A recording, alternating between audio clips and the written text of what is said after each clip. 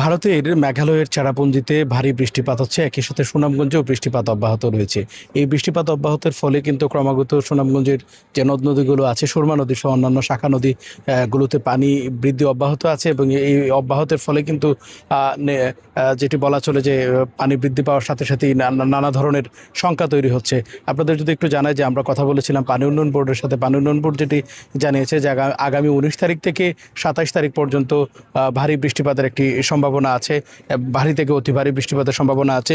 সেটি ভারতের চেরাপুঞ্জিতে, একই সাথে সুনামগঞ্জ সহ যে আশপাশের যে এলাকা আছে, সিলেট, মৌলভীবাজার, হবিগঞ্জ, এই অঞ্চলেও বৃষ্টিপাত অব্যাহত থাকবে। যদি এই বৃষ্টিপাত অব্যাহত থাকে তাহলে পানি উন্নয়ন বোর্ড একটি শঙ্কার কথা জানিয়েছে যে নিম্নাঞ্চলগুলো প্লাবিত হতে পারে। আমি যদি একটু দেখানোর চেষ্টা করি, পানি যেভাবে ক্রমাগত বৃদ্ধি পাচ্ছে, সেই বৃদ্ধি যদি অব্যাহত থাকে সুনামগঞ্জ শহর এবং আশপাশের অর্থাৎ সুরমা নদীর তীরবর্তী যে গ্রামগুলো আছে, সেই গ্রামগুলোর গ্রামীণ যে রাস্তাগুলো আছে সেগুলো তলিয়ে যাওয়ার একটি শঙ্কা তৈরি হবে।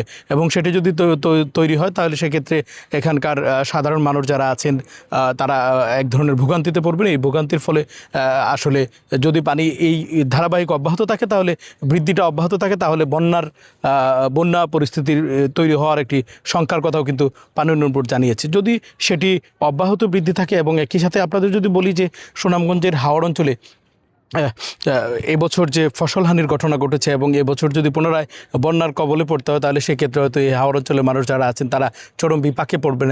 আপনাদের যদি একটু বলি যে 2022 সালে যে আকস্মিক বন্যা হয়েছিল সুনামগঞ্জে, সে আকস্মিক বন্যার কিন্তু ফলাফল খুব সুখকর নয়। এখানকার মানুষ এই বন্যা পরিস্থিতির সাথে বিভিন্ন সময় সংগ্রাম করে বেঁচে থাকলেও এই বছর যদি এই বন্যা কবলিত অঞ্চল হয়, তাহলে সেক্ষেত্রে হয়তো এই সুনামগঞ্জের মানুষদের জন্য এক ধরনের বিপর্যয় নেমে আসবে। আপনাদের যদি বলি যে আসলে হাওরে যে পরিমাণ ভারী বর্ষণ হয়েছে, এই বর্ষণের ফলে হাওরের কিন্তু জলাবদ্ধতা তৈরি হয়ে প্রায় 20,000 হেক্টর ফসলি জমি পানির নিচে তলিয়ে গেছে এবং সেখান থেকে ধানগুলো আর উত্তোলন করতে পারেনি, যেটি ক্ষতি প্রায় ব্যাপক ক্ষয়ক্ষতির কথা জানিয়েছে কৃষি বিভাগ। তবে এই ক্ষয়ক্ষতি কাটিয়ে ওঠার চেষ্টা করছেন হাওড়পাড়ের বাসিন্দারা। তবে যে পরিমাণে বৃষ্টিপাত অব্যাহত আছে এবং এই বৃষ্টিপাত অব্যাহত থাকার ফলে যেভাবে ক্রমাগতই নদীর পানি বৃদ্ধি পাচ্ছে, যদি সেটি অব্যাহত থাকে তাহলে নতুন করে শঙ্কা তৈরি হবে হাওড় অঞ্চলের মানুষদের জন্য।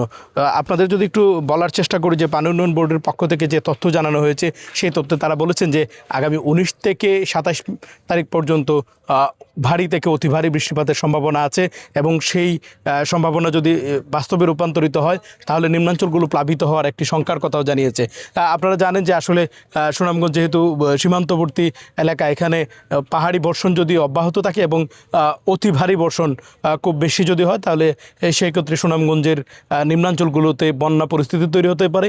এই বন্যা পরিস্থিতি তৈরি হলে সুনামগঞ্জে নতুন করে আবার বিপর্যয় নেমে আসতে পারে। দর্শক, এই ছিল সুনামগঞ্জের সুরমা নদী থেকে সর্বশেষ।